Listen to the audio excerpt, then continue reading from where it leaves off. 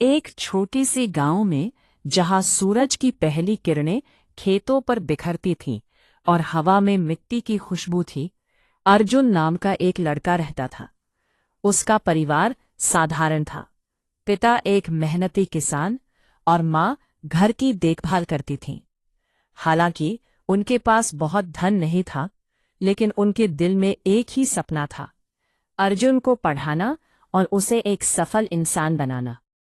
एक दिन अर्जुन ने अपने माता पिता की उम्मीदों को पूरा करने के लिए शहर जाने का निर्णय लिया।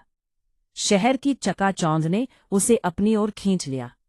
वहां उसने पढ़ाई की, नौकरी पाई और धीरे धीरे वो अपने नए जीवन में इतना व्यस्त हो गया कि गांव की मिट्टी की खुशबू भूलता चला गया।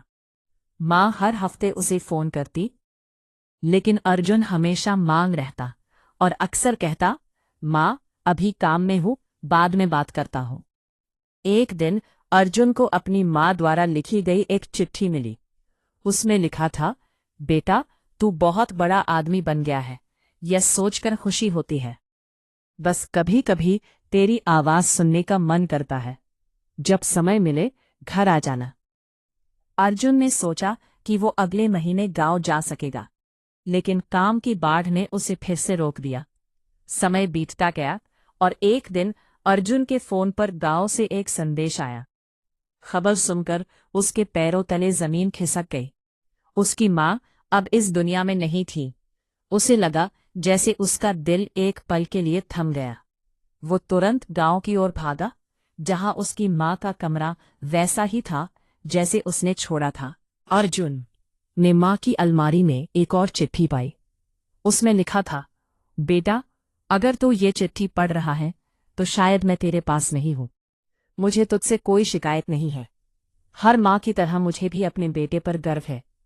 बस एक बात याद रखना, दुनिया की हर चीज दोबारा मिल सकती है, लेकिन माँ बाप का समय कभी वापस नहीं आता। उस चिट्ठी को पढ़ते ही अर्जुन की आंखों से आंसू बहने लगे। उसे एहसास हुआ कि सफलता की दौड़ में उसने उन लोगों को पीछे छोड़ दिया था जिनकी वजह से वो यहां तक पहुंचा था। उसकी माँ का प्यार और बलिदान उसकी सफलता का आधार था। उस दिन के बाद अर्जुन ने एक महत्वपूर्ण सबक सीखा।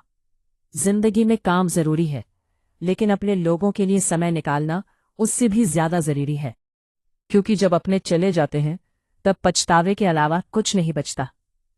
अर्जुन ने तय किया कि वो अपने परिवार और दोस्तों के साथ अधिक समय बिताएगा और अपने माता पिता की कदर करेगा। उन्होंने ये समझा कि ये छोटी छोटी बातें ही जीवन को असली खुशियां देती हैं।